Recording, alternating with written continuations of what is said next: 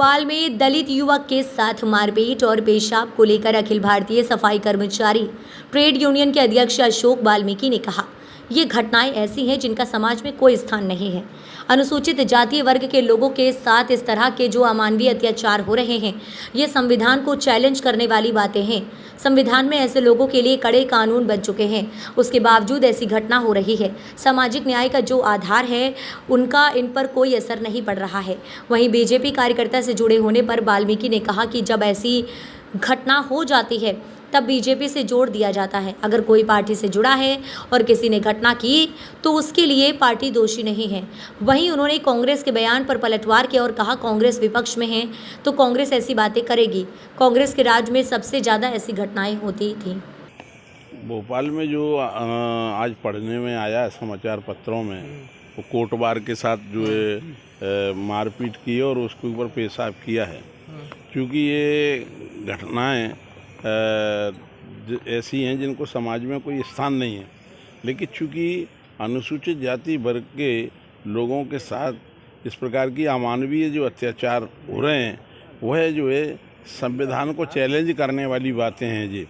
क्योंकि संविधान में इस प्रकार की व्यवस्था ऐसे लोगों के लिए कोई नहीं है। बहुत कड़े कानून बन चुके हैं, उसके बावजूद भी निडर होकर वो अमानवीय घटना कर रहे हैं, लोगों को पेशाब पिला रहे हैं, मल खिला रहे हैं। तो इससे और निश्चित तौर से अनुसूचित जाति अत्याचार अधिनियम इतना कड़ा है कि इसमें जमानत के भी प्रावधान नहीं हैं, लेकिन फिर भी लोगों को भय नहीं है। इसका मायने जो है कि सामाजिक न्याय की जो लड़ाई है, सामाजिक न्याय का जो सरकार का आधार है, उस आधार का इन ऐसे दरिंदों पे कोई असर नहीं पड़ रहा है। लेकिन बीजेपी कार्यकर्ता ही बताया जा रहा है जो भोपाल में जो नहीं। अब चूँकि किसी को कुछ भी कह दो, जब घटना हो जाती है तो बीजेपी के कार्यकर्ता हो जाता है। और बाकी जो है रामेश्वर दयाल शर्मा हमारे आदरणीय विधायक जी, उन्होंने बयान दिया है कि वो दोनों ही दोस्त थे और वो मेरे भी दोस्त थे, ऐसा उन्होंने बयान दिया है।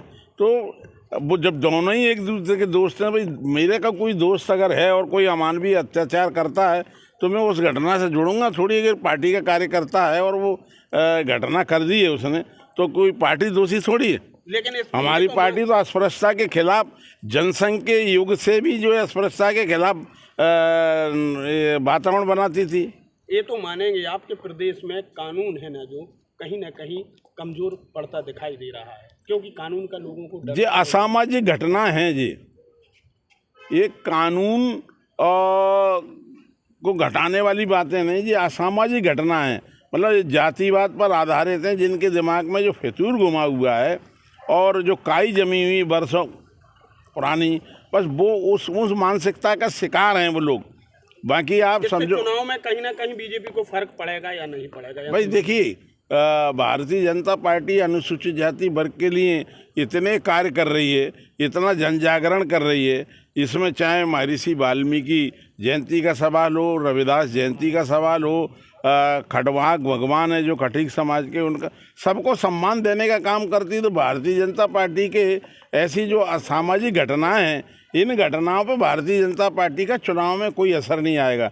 क्योंकि अनुसूचित जाति वर्ग के लोगों के लिए जितना काम बाबा साहब डॉक्टर आम्बेडकर ने जो सपना देखा था, उसका पूरा करने के लिए भारतीय जनता पार्टी काम कर रही है। पंडित दीनदयाल उपाध्याय ने अंतिम व्यक्ति की बात की थी, बाबा साहब के आधार पर ही की थी कि अंतिम व्यक्ति से विकास की यात्रा प्रारंभ होनी थी। तो वो भारतीय जनता पार्टी के हमारे माननीय मुख्यमंत्री जी प्रयास कर रहे हैं। अब ऐसी अमानवीय घटनाओं को ना पत्रकार बंधु दे सकते, ना मीडिया दे सकती सम्मान। ये तो अपमानित घटना है और हमारे देश में इस प्रकार की घटना को कोई स्थान नहीं। कह रही कि बीजेपी में दलितों का अपमान हो रहा है। बीजेपी का भाई देखिए, ऐसा है कांग्रेस विपक्ष में, कांग्रेस के राज्य में सबसे ज़्यादा घटनाएं होती थी। तब कांग्रेस के राज्य में सबसे ज़्यादा घटनाएं होती थी, अत्याचार की घटनाएं। भाई अटल बिहारी वाजपेयी साहब जो कैलाशवासी हैं, उन्होंने ही तो जो अनुसूचित जाति अत्याचार अधिनियम कानून बनाया था।